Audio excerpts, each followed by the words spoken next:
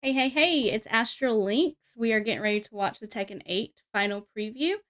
Come and join me and see what. Let's do it again. Hey, it is Astral Links. We're getting ready to watch Tekken 8. Cut! Why don't you come and join me and see what it is about? The first fight in Tekken 8 story mode would probably be the finale in just about any other fighting game.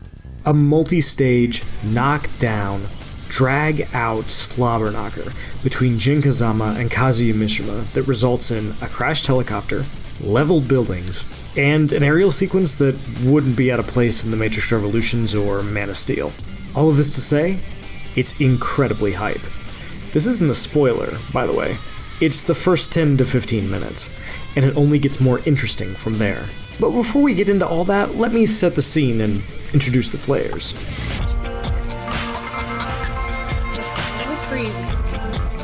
I spent about 3 hours playing Tekken 8 this past week. I started with the story mode. From the word go, you'll notice how incredible everything looks, to the point that certain transitions between cinematics and gameplay are sometimes hard to spot. And then there are the fights themselves. Alternatively brutal, wild, and unique affairs that change depending on what's happening in the story. What struck me most was how intimate many of the fights felt. Things going badly for your character in the cinematics, you might start the next scrap at lower health, or be unable to use certain techniques.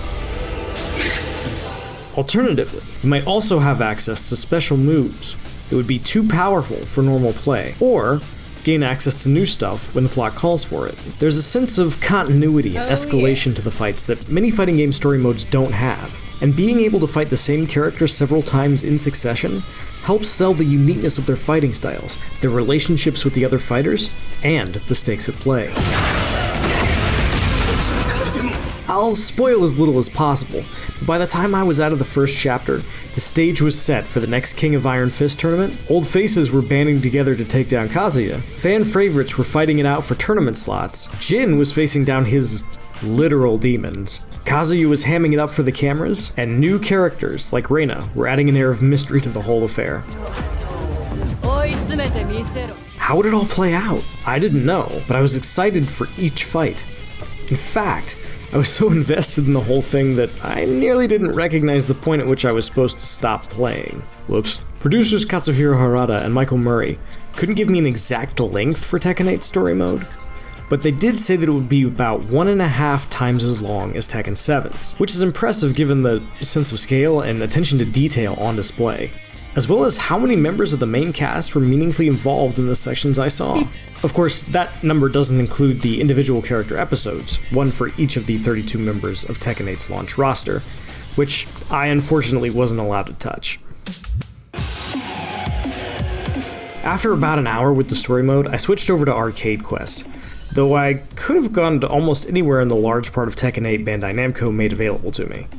I picked Arcade Quest for two reasons. First, because as someone who found my love of fighting games in the arcades of yesteryear, I was eager to see how Tekken Project had approached the mode after seeing so much of it, but being unable to play it during our October IGN First coverage. Second, because Murray told me Tekken Project envisioned Arcade Quest being the second stop for most players after they completed the story mode. I wanted to see how well that path worked.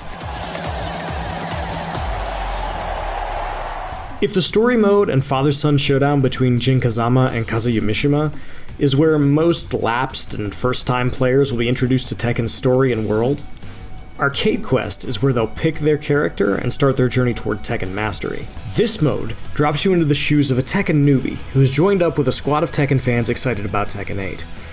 After witnessing a tournament won by the only thing that matters is winning Orochi, who, unsurprisingly, looks like, dresses like, and plays as Kazuya Mishima, your crew decides to enter the Tekken World Tour and prove him wrong in the most fighting game way possible, by punching him in the virtual face. First, though, you'll need to learn how to play Tekken, and that's just what Arcade Quest is designed to do.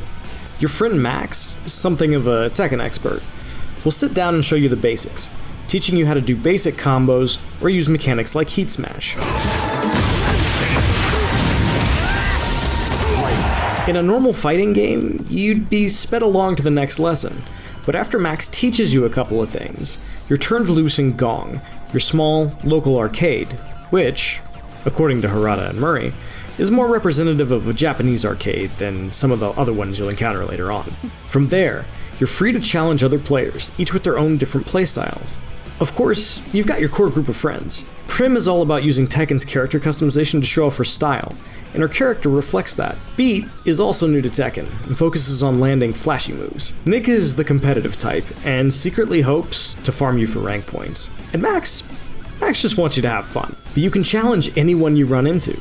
Each one seems designed to teach you something. One will use different wake-up options each time to throw you off guard. Another really likes to use his heat attacks. My favorite was a player hidden in the back who is a much higher rank than everyone else at Gong. He played an absolutely nasty Feng Wei and smoked me both times I played him. As you play, Max will give you challenges to complete using the things he's taught you, and you'll snag rewards for doing so. Other characters will offer rewards for completing certain tasks, like using a heat smash or performing a specific launcher when you play them.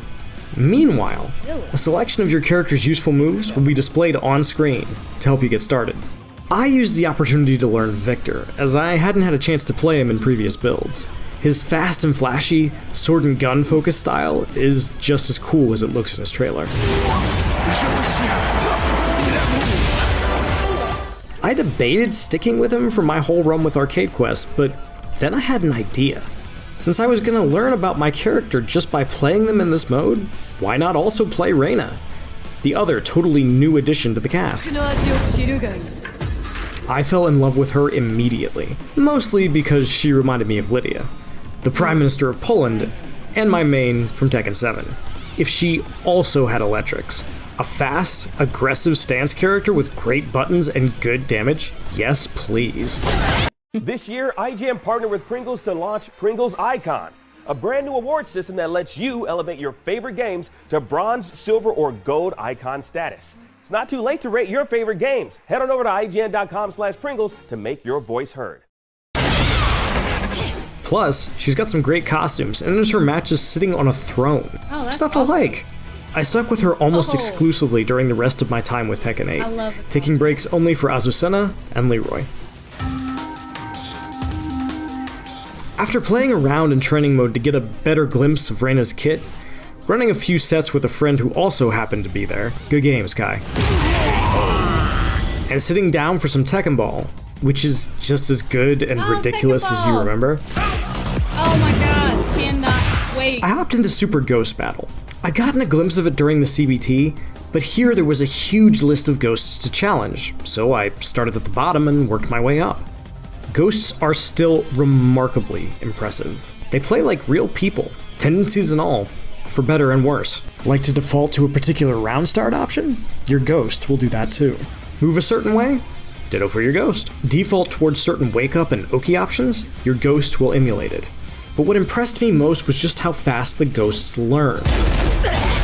And I'm not just talking about your ghost, which will greatly resemble you after just a few games and quite literally learns on the fly. I'm talking about started responding to my offense and forcing me to go to the next layer levels of learning in real time. The sort of thing you see from real players, particularly at higher levels of play.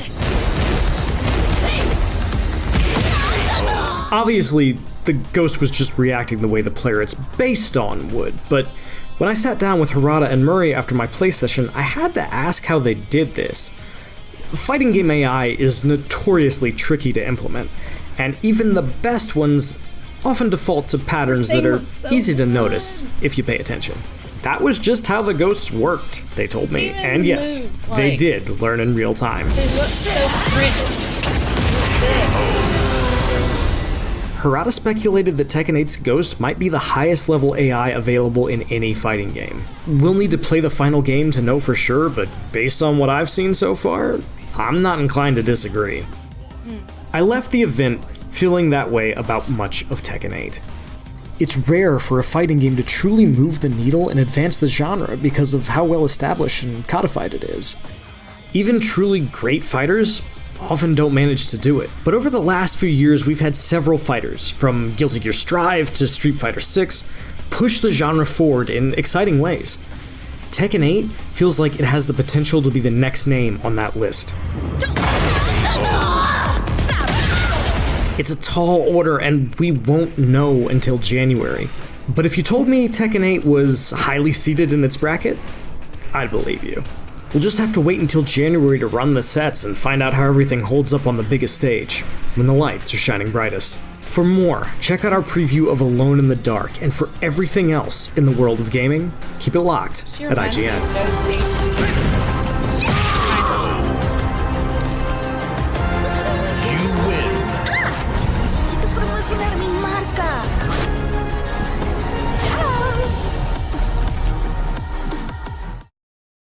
Oh man, I just want to say how incredible it looks. And I would also like to throw in there how badass Kazuya looks. Like the detail is insane in this game, but cannot wait until January.